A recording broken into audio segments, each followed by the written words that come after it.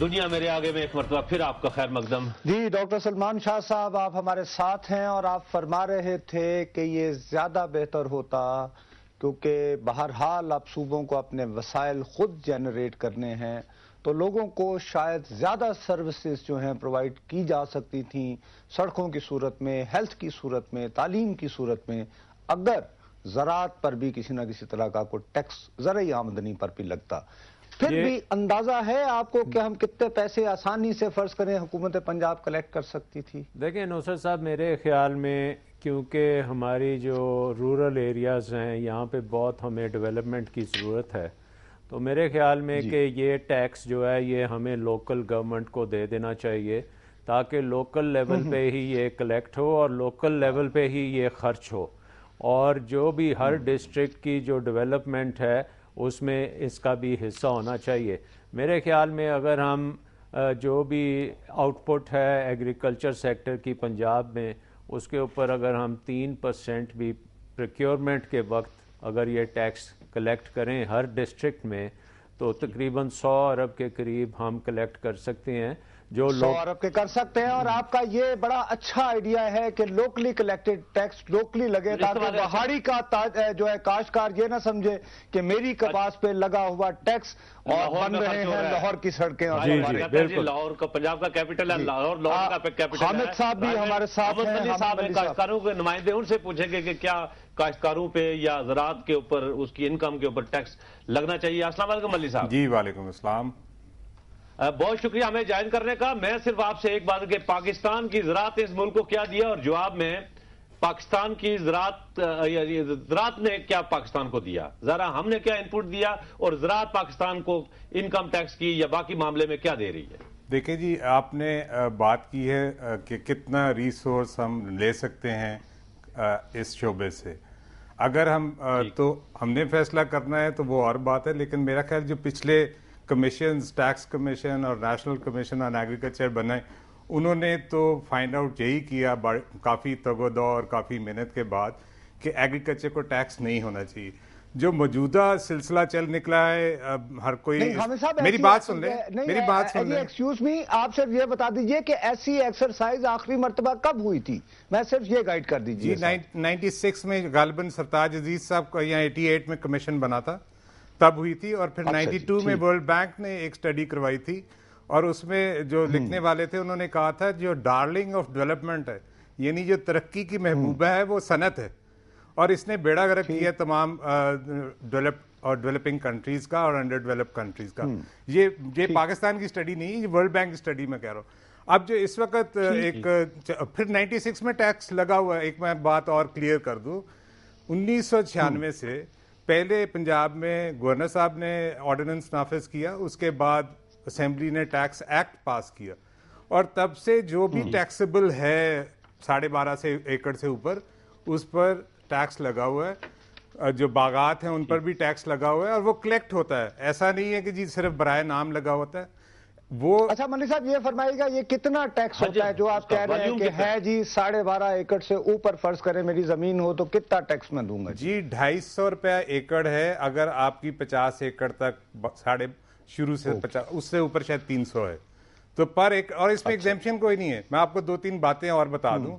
اس میں ایگزیمپشن کوئی نہیں. اگر آپ کا 13 ایکڑ زمین ہے تو 13 کے 13 پہ لگے گا.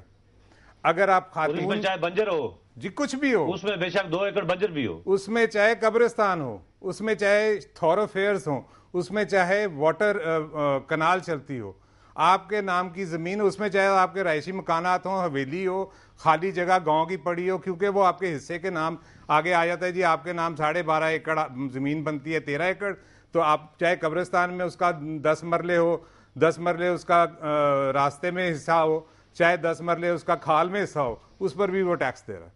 تو یہ اس میں اتنی ایمبیگوٹی ہے کہ 13 ایکڑ والے کو آپ جگیردار بنا دیتے ہیں 12.5 ایکڑ والے. اور 12.5 ایکڑ آپ دیکھیں، آپ ایگزیمپشن لمٹ 40-50 ہزار سے اٹھا کے 3 لاکھ پر لے گئے ہیں ٹیکسیشن کی. یہاں 12.5 ایکڑ پہ مہر لگی. ہم تو جس کے چلے ان کو 12-13 نہیں، جس کے پاس اگر 100 ایکڑ یا 50 ایکڑ زمین ہے اس کو تو دینا چاہیے نا. وہ تو سارے کھا لے. آپ میری بات سمجھنے کی کوشش کریں. 13 ایکڑ والا 13 ایکڑ پر ٹیکس دے رہا ہے، 7 ایکڑ باغ والا بھی ٹیکس دے رہا ہے، اور فرنٹیئر میں آپ نے سارے ملک کے اعداد و شمار بتائے, میں آپ کو تھوڑا سا بتا دوں. فرنٹیئر میں کنالوں, وہاں تو ایکڑ ہوتے ہی نہیں, کنال کی 8 کنال 7 کنال 6 کنال پر بھی ٹیکس ہے. وہاں پر اگر آپ نے گنا سے اپنا گنا خود پیڑنا ہے, اس میں سے گڑ بنانا ہے, اس پر بھی ٹیکس ہے. پنجاب میں کاٹن سیس ہے, شوگر کین سیس ہے. شوگر کین سیس میں آدھا کسان سے اکٹھا ہوتا ہے, آدھا شوگر مل والا دیتا ہے. اب شوگر مل والا اور وہ ٹیکس جمع ہو کے تو وہ جمع ہونا ہوتا ہے پروونشل گورنمنٹ کے پاس, ہم سے کاٹ لیا جائے. ہمارے ساتھ ہی رہیے, میری بات مکمل ہو لینے دیں. سرگودا میں ایک جو کینو کا باغ ہے 20 ایکڑ کا, وہ کتنے کا جاتا ہے ایک سال کے اندر؟ اور ملتان میں یا اس کے نواح میں اگر کسی کا 20-30 ایکڑ کا آم کا باغ ہے تو وہ کتنے میں جاتا ہے؟ اس کی کوئی مالیت بتا دیں. دیکھیں جی, بالکل باغات پر ٹیکس لگا ہوا ہے پہلے سے. اگر 10 ایکڑ ہے اس کو 5 ایکڑ میرا خیال 800 یا 1000 روپیہ ہے, مجھے ایگزیکٹ نہیں پتا, لیکن ٹیکسڈ ہے. آپ کہہ رہے ہیں ٹیکس ہی نہیں دے رہے, ٹیکس دے رہے ہیں. دیکھیں اس کے ساتھ ریلیٹڈ انڈسٹری کتنی چل رہی ہے. آپ contribution to G T P کہہ رہے ہیں, یہ واحد شعبہ ہے جو ہر 6 ماہ بعد ٹرن اراؤنڈ کر دیتا ہے پاکستان کی اکانومی کو. یہ اس کو دنیا بھر میں آپ کمپیئر تو کسی سے کریں, انڈیا سے کمپیئر کر لیتے ہیں, کسی اور سے کمپیئر. ایک منٹ ہولڈ, ہم آپ کو دوبارہ آپ کے پاس آئیں گے. میں ڈاکٹر صاحب سے یہ جاننا چاہتا ہوں ڈاکٹر صاحب کہ یہ فرما رہے ہیں کہ ورلڈ بینک جیسے ادارے نے اسٹڈی کی 1992 میں, 1996 میں ایک اور ایکسرسائز ہوئی جس کو سرتاج عزیز صاحب, وہ بھی ایک معتبر نام ہے اور ان کا ایگریکلچر سے بہت تعلق بھی رہا ہے بین الاقوامی, اور وہ کہہ رہے ہیں کہ ان سب نے مل کے یہ کہا تھا کہ نہیں, پاکستان کی اکانومی کے لیے نقصان دہ ہوگا. کیا آپ اویئر ہیں ان سٹڈیز کو کے بارے میں, یا اس کے بعد کچھ اور بھی آئی؟ اس وقت اب 2010 آ گیا ہے, اس وقت ایک ڈیفرنٹ سچویشن تھی. اب ایگریکلچر میں پرائسنگ میں خاصی ڈی ریگولیشن ہوئی ہے, باقی ایریاز میں ڈی ریگولیشن ہوئی ہے.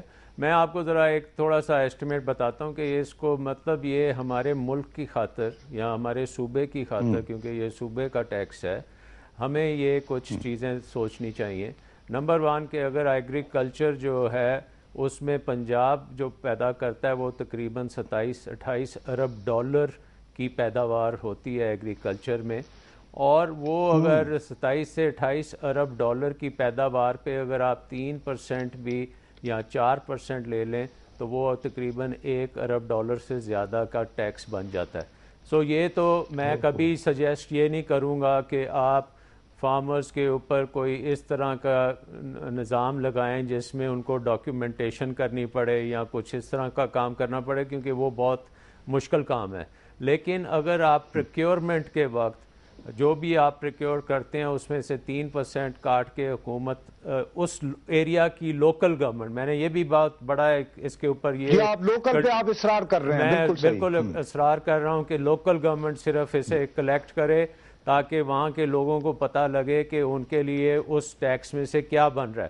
اب میں ایک گاؤں ہے لاہور کے پاس, وہاں میں جاتا ہوں, کچی سڑکیں ہیں وہاں. لاہور کے ذرا 25 کلومیٹر باہر بھی چلے جائیں, سڑکوں کا نظام جو ہے وہ خاصا غلط ہے. اسکول کوئی نہیں ہے, بچے وہاں پہ جو کام کرتے ہیں ماں باپ, وہ ان کے بچوں کے لیے اسکول نہیں ہے, بی ایچ یو نہیں ہے. تو لوکل لیول پہ اچھا اس میں آپ ساتھ ہی رہیے گا ناظرین, 2 اور چیزیں بھی ہیں اس کے ساتھ. واپس آئیں گے جی ڈاکٹر صاحب, ہم آپ کے پاس بریک کے بعد آئیں گے دوبارہ اور پھر وہ اور باتیں بھی ڈسکس کریں گے اس کی.